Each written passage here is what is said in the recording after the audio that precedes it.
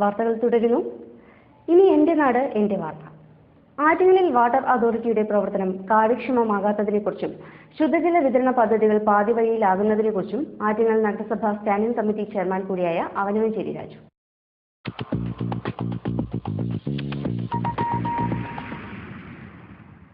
1970 ആറ്റിങ്ങൽ നഗരസഭയ്ക്കകത്തുള്ള ജനങ്ങൾക്ക് കുടിവെള്ളം എത്തിക്കുന്നതിന് വേണ്ടിയാണ് ഈ പദ്ധതി ആദ്യമായിട്ട് ആരംഭിച്ചത്. ഇത് LICയിൽ നിന്ന് 20 ലക്ഷം രൂപ ലോൺ എടുത്താണ് ഈ പദ്ധതി ആദ്യമായിട്ട് ആരംഭിച്ചത്. ഇതിന് തന്നെ ഏകദേശം 1.4 ഏക്കർ ഭൂമി പൊന്നുംവിലയ്ക്ക് അടുത്താണ് ഇതിൻ്റെ പ്ലാന്റ് സ്ഥാപിച്ചത്.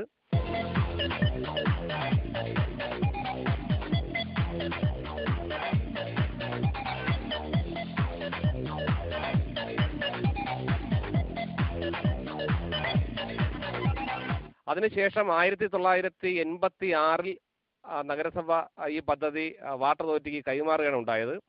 അതിനുശേഷം ഇപ്പോൾ ഏകദേശം 15ഓളം പഞ്ചായത്തുകളിലും 2 നഗരസഭകളിലും ശുദ്ധജലം എത്തിക്കുന്നുണ്ട്.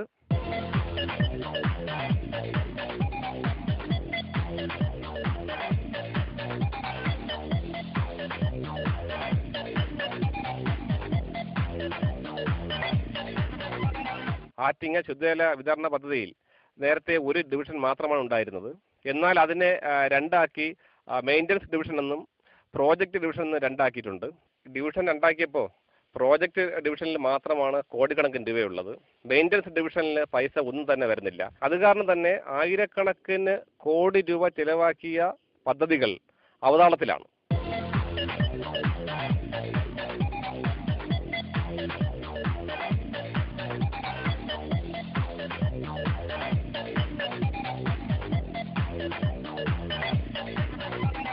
പൈപ്പുകളുടെ ചോർച്ച അടയ്ക്കുന്നതിനും അതേപോലെ മോട്ടോർ മെയിൻ്റനൻസ് ചെയ്യുന്നതിനും ഒരു ഫണ്ടും കൊടുക്കാത്തത് കൊണ്ട് തന്നെ ഈ അടുത്ത കാലത്തായിട്ട് അതിൻ്റെ കരാറുകാർ പണി മുടക്കുകയും ചിറയൻകീഴ് താലൂക്കിൽ ഏകദേശം ഒരാഴ്ചയോളം കുടിവെള്ളമില്ലാതെ ജനങ്ങൾ നട്ടം തിരിയുന്ന ഒരു കാഴ്ചയുണ്ടായി.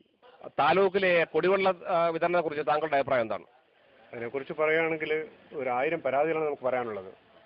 ഇവിടെ നമ്മുടെ ഈ ഭാഗത്ത് തന്നെ ഇപ്പോൾ ശരിക്കും ഞങ്ങളുടെ വീടിനടുത്ത് ഒരാഴ്ചയായിട്ട് ഇപ്പോൾ കുടിവെള്ള വിതരണം മുടങ്ങി കിടക്കുകയാണ്.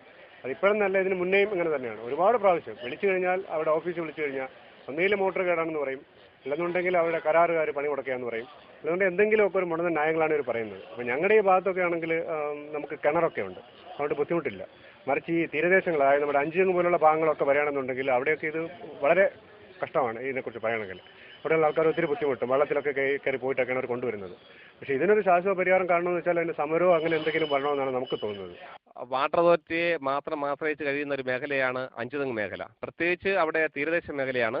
ഈ അടിക്കടി ഉണ്ടാകുന്ന ഈ ശുദ്ധജല തടസ്സം അവിടുത്തെ ജനങ്ങൾക്ക് ഒരുപാട് ബുദ്ധിമുട്ടുണ്ടാക്കുന്നുണ്ട്.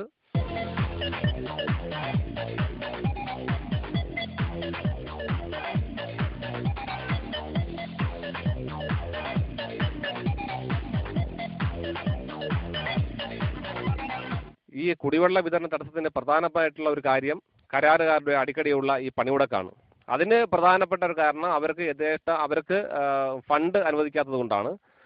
അതുമല്ല, അത്യാവശ്യം പ്രവർത്തിച്ചുകൊണ്ടിരിക്കുന്നത് ഇവിടുത്തെ ഉദ്യോഗസ്ഥന്മാരുടെ നിരന്തരമായിട്ടുള്ള സമ്മർദ്ദത്തിന്റെ ഫലമായിട്ടാണ് ഈ കോൺട്രാക്ടർമാർ അത്യാവശ്യം പണികൾ നടത്താൻ തയ്യാറാകുന്നതും ഈ പദ്ധതി ഇങ്ങനെ ഉന്തിൻ തള്ളിയെങ്കിലും കൊണ്ടുപോകുന്നത്.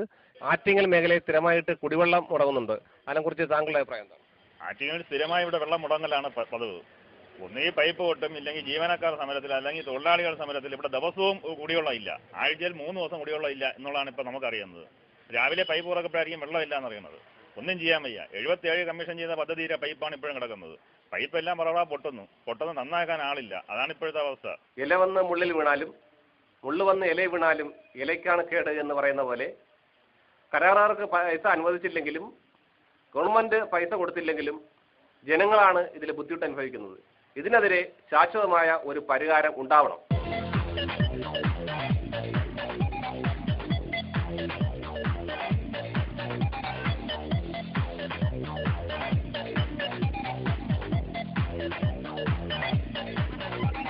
ഗവൺമെന്റ് ചെയ്യേണ്ടത് അടിയന്തരമായിട്ട് മെയിൻ്റനൻസ് ഡിവിഷന് മെയിൻ്റനൻസ് ചെയ്യുന്നതിന് വേണ്ടിയുള്ള ഫണ്ട് അനുവദിച്ചെങ്കിൽ മാത്രമേ ഈ നിലവിലുള്ള പദ്ധതികൾ നടത്തിക്കൊണ്ട് പോകാൻ കഴിയുകയുള്ളൂ. ഇപ്പോൾ പുതിയതായിട്ട് വരുന്ന പദ്ധതികൾ പൂർത്തിയാക്കണമെങ്കിൽ ഏകദേശം 4-5 വർഷമെങ്കിലും എടുക്കും.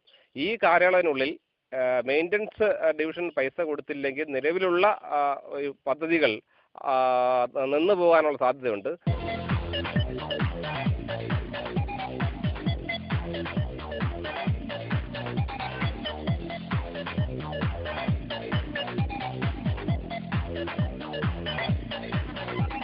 ACV ന്യൂസിലെ എൻ്റെ നാട് എൻ്റെ വാർത്തയ്ക്ക് വേണ്ടി ആറ്റിങ്ങിൽ നിന്നും അവനോഞ്ചേരി രാജു.